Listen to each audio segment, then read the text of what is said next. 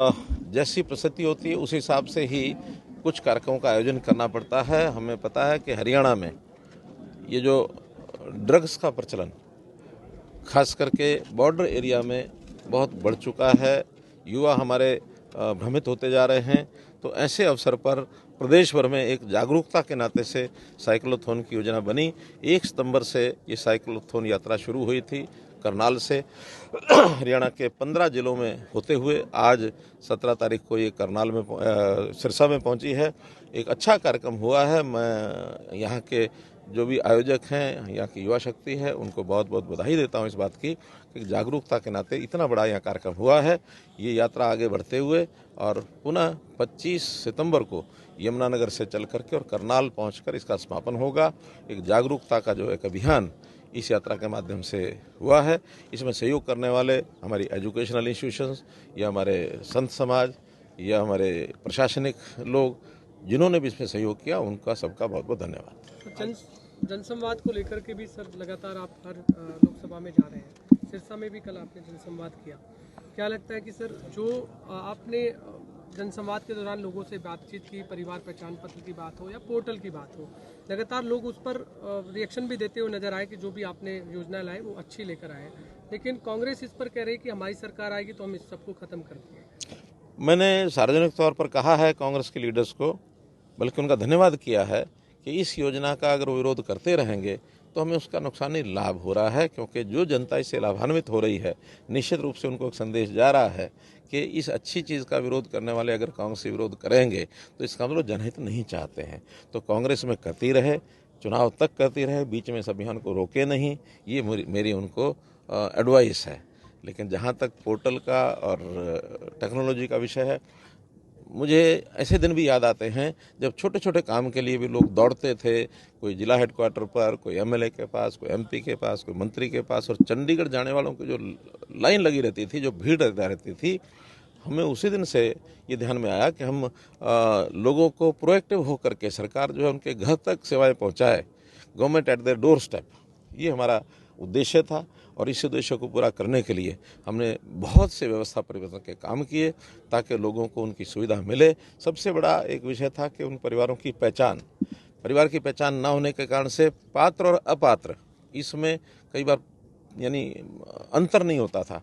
जिसको ज़रूरत होती थी उसकी बजाय दूसरा आदमी जिसको ज़रूरत नहीं है वो भी लाभ ले जाता था, ज़रूरतमंद लोग रह जाते थे। इसमें से हमने फैमिली आईडी, परिवार पहचान पत्र बनाया, जिसका सर्वदूर प्रशंसा हो रही है।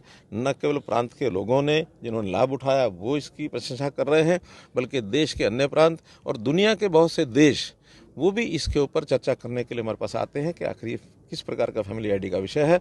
और आपको पता है कि सुशासन के नाते से अभी एक संस्था ने और जितने भी प्रदेश हैं उनका एक मूल्यांकन किया। हरियाणा स्टूड फर्स्ट, यानी जो हमारे सुधारवादी कार्यक्रम है उसके अंदर हरियाणा प्रथम स्थान पर आया। गोल्ड मेडल 5 या 6 दिसंबर को या अक्टूबर को वो कार्यक्रम होने वाला। मुझे प्रसन्नता है इस बात की कि ऐसे जितने सुधार हमने किए इसको लोग जो है इसको मान्यता दे रहे हैं। आईएनडीआई गठबंधन को लेकर के सवाल है कि इनेलो की चर्चाएं जोरों पर हैं और जेडीयू के नेता हैं केसी त्यागी, उन्होंने कहा है कि 25 सितंबर को जो रैली है और ताऊ देवीलाल की जयंती है उसमें उन्होंने कहा है कि कांग्रेस के सोनिया गांधी को और साथ में मल्लिकार्जुन खड़गे को भी न्योता दिया गया है सर उसमें। देखिए ये कोई नई बात नहीं है।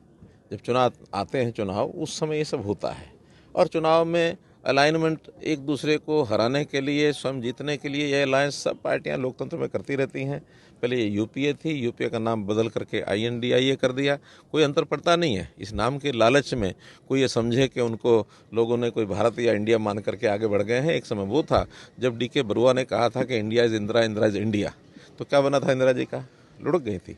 तो कभी भी इस प्रकार की भावनात्मक खेल किसी को नहीं खेलने चाहिए कि हम इंडिया नाम रख लेंगे तो तुम्हारा बेड़ा पार हो जाएगा। बेड़ा पार होगा जनता के साथ मिलने जुलने से, जनता के साथ संपर्क, जनता की सेवा। और वो मैं समझता हूँ भारतीय जनता पार्टी, हमारे नेता नरेंद्र मोदी जी जो अपने आप को प्रधान सेवक कहते हैं, सेवा के काम में कोई सानी नहीं है। सेवा के काम लगातार चलते रहेंगे। आज भी मोदी जी के जन्मदिन के अवसर पर यानी मैं संख्या का अनुमान नहीं बता सकता कि कितने लोग इन कार्यक्रमों में आज भागीदार हो रहे हैं। लाखों करोड़ों की संख्या में आज लोग भागीदार हो करके और उनके जन्मदिन की एक प्रकार से शुभकामना कर रहे हैं, जन्मदिन की बधाई दे रहे हैं, उनके लंबी आयु होने की कामना कर रहे हैं। लोकसभा और विधानसभा चुनाव अगर एक साथ होते हैं तो क्या कहना है आपका? नेशनल इलेक्शन एक देश एक चुनाव का सर्वदूर ये बात ज्ञात है कि हमने सबने उसका समर्थन किया है। मैंने स्वयं आगे बढ़ करके बाइट दी थी और ये विषय चलता तो बहुत पहले से है, लेकिन अंदर अंदर चर्चा में था। मोदी जी ने इस विषय को मुखर होकर के आगे बढ़ाया है और मैं समझता हूँ ये अगर होता है तो इससे बहुत बड़ा लाभ होगा, जनता का भी लाभ होगा, एक्सचेकर का लाभ होगा, प्रशासन में थोड़ा चुस्ती आएगी। ये जो हर समय इलेक्शन कोड ऑफ कंडक्ट के कारण से चीज़ें रुक जाती हैं, हर इलेक्शन में 2-2 महीने 3-3 महीने खराब होते हैं, उन सब से निजात मिलेगी। राष्ट्रीय स्तर के लोकसभा के इलेक्शन, फिर प्रांतों के विधानसभा के इलेक्शन और स्थानीय इलेक्शन सब यदि एक निश्चित समय में निश्चित अवधि में हो जाए तो ये बार बार जो इस प्रकार की जो काम में बाधा पड़ती है वो नहीं पड़ेगी। लोकसभा विधानसभा चुनाव एक साथ होते हैं तो सब तैयार ऐसा अभी तो कोई ऐसा विषय आया नहीं है, क्योंकि अब कल से लोकसभा का सेशन है, 4 दिन का 5 दिन का सेशन चलेगा। उसमें कोई ऐसा विषय आता तो हम इंतजार कर रहे हैं, लेकिन हम तैयार हैं, अगर होता है तो एक साथ हम तैयार हैं। सवाल है, पार्लियामेंट में सर विधि विधान से उद्घाटन होने की बात चल रही है। एक तरफ सनातन को लेकर जिस तरह की देश में चर्चाएं हैं सर, किस तरह से देखते हैं सर? क्या हो रहा है? पार्लियामेंट का उद्घाटन जो है विधि विधान से होगा, ऐसा चर्चाएं चल रही है पूरे। देखिए, इस विषय में जिन्होंने करना है उनको इन बारीकियों का पता है। हमें पता है कि पार्लियामेंट का उद्घाटन एक बार जब मैं स्वयं भी वहां गया था तो वो हो चुका है। आगे कोई किसी प्रकार की फॉर्मल कार्रवाई कोई करनी होगी तो लोकसभा के लोग जाने, ये उनका काम सनातन को है। लेकर सर, सिरसा में मेडिकल कॉलेज का निर्माण कब शुरू होगा? सिरसा मेडिकल कॉलेज की घोषणा हमने कर दी है और इस घोषणा के बाद जैसे एक एक करके शिलान्यास हो रहे हैं, अब अगली बारी जो है मुझे लगता है सिरसा की है। बाकी जैसे इससे पहले फतेहाबाद का शिलान्यास हो चुका है, यमुना शिलान्यास हो चुका, तो जल्दी फिर इसका टेंडर होकर के नहीं लग पा रही। नहीं, वो तो आखिर एक प्रोसेस होती है, उस प्रोसेस में एक एक करके होगा ना।